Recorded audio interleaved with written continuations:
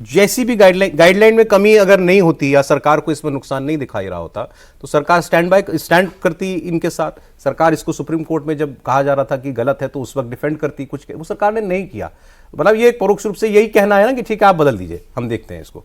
यही सरकार ने कर दिया। नहीं कहना है कि हमारी हिम्मत नहीं है उसको आप ऐसे कह लीजिए, हमारे में साहस नहीं है भाई ठीक है, सुप्रीम कोर्ट जो कह देगा हम मान लेंगे। बिल्ली के गले में घंटी सुप्रीम कोर्ट ने बांध दी, किसी को बांधनी थी, सुप्रीम कोर्ट ने बांध दी। केवल ये बात नहीं है भाई, वर्शिप एक्ट है, प्लेसेस ऑफ वर्शिप एक्ट भी सरकार जो है 2019 से अभी तक एफिडेविट नहीं फाइल किया है। ना मैं ये कह रहा हूं कि अब जो है जो लोग मांग कर रहे हैं रोल बैक की, देखिए गाइडलाइन 2012 से एग्जिस्ट करती थी, सुप्रीम कोर्ट ने कहा ये कमजोर है, इनको मजबूत कीजिए, उसके बाद ये लाई गई, विवाद हो गया, सुप्रीम कोर्ट ने खुद स्टे लगा दिया। जारी करने के लिए सुप्रीम कोर्ट ने ही कहा था, सुप्रीम कोर्ट ने ही स्टे लगा दिया। उनको लगता है शायद जरूरत से ज्यादा हो गया ये। मैं ये कह रहा हूं कि अब रोल बैक की मांग के बजाय गाइडलाइन तो आएगी, क्योंकि पहले भी थी और सुप्रीम कोर्ट ने अभी भी कहा है कि देनी है, वो तो रहेगी, बजाय कि एक ऐसी गाइडलाइन हो जिसमें भेदभाव की गुंजाइश ना हो, जो न्याय के पक्ष में हो, उसकी मांग करें। ये रोल बैक की मांग जो हो रही है, क्या ये ठीक है?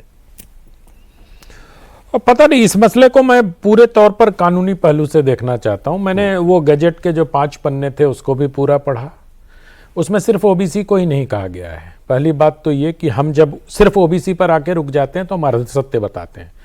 उसमें ईडब्ल्यूएस भी हैं, जो इकोनॉमी वीकर सेक्शन है समाज के, वो भी हैं। उनको भी अगर कोई गरीब सूचक कोई शब्द बोल के अपमानित करता है तो वो भी इसमें कवर्ड हैं।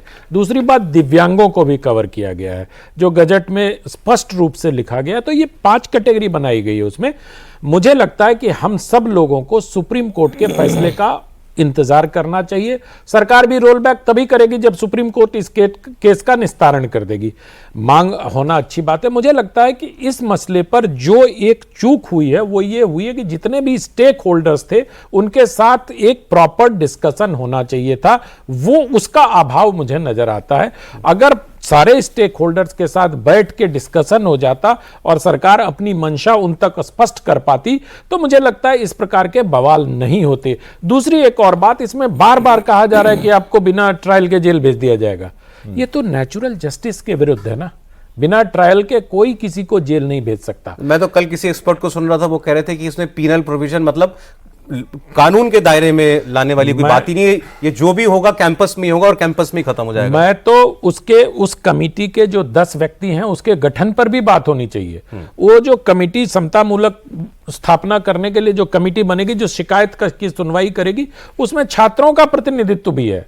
ये कहीं उसमें नहीं लिखा हुआ है कि उसमें सवर्ण छात्र नहीं होंगे, है ना। तो इन सारी चीजों को देख के मैं कह रहा हूं, उसकी मंशा जो भी हो, सरकार की जो भी गलतियां हो, जितने भी विशेषज्ञ हैं, सबको इस पर एक डिस्कशन करना चाहिए था सरकार को। वो सरकार से चूक हुई है कि छात्रों से बात करनी चाहिए।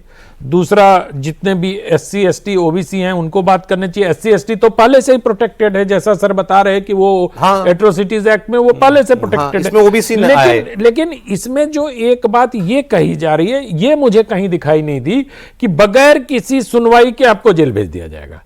ये बात कहां से आई, मैं इसको समझने का प्रयास करता हूं। बात ये है कि जो आक्रोशित वर्ग को भी वो कभी क्या कहना है, ये बैलेंस्ड नहीं है गाइडलाइन। उसमें 2 बातें थी, क्योंकि इस पर आपसे बात नहीं हो पाई थी, आप उस दिन नहीं थे डिबेट में कॉफी में, कि भाई जो आपने जांच कमेटी बनाई उसमें सारे वर्ग रख दिए सिवाय उच्च जाति के। नहीं, ये कहां, ये नहीं लिखा है उसमें। नहीं, मेंशन स्पेसिफिकली समाजों के नाम है सिवाय अपर कास्ट के। नहीं, जनरल कास्ट नहीं है। मुझे जहां तक याद पड़ता है कि छात्रों के रिप्रेजेंटेटिव उसमें होंगे, इतना ही लिखा है। SC ST OBC दिव्यांग महिला, ये लिखा है उसमें। तो महिला सवर्ण भी तो हो सकती है, लेकिन बाकी आपने इन लेटर लिखा नहीं, और उसमें आप लिखते हैं कि एक जनरल कास्ट का रिप्रेजेंटेशन भी होगा। एक तो ये बात थी। दूसरा, जो कि अगर कोई फर्जी फ्रॉड कंप्लेंट करेगा भाई कि सभी वर्गों का सभी वर्गों का प्रतिनिधित्व होगा। बताइए, महिलाओं के खिलाफ जितने भी अत्याचार होते हैं, यौन हिंसा के या यौन अपराध होते हैं, उसमें भी तो महिला रहती है ना कमिटी में। हाँ।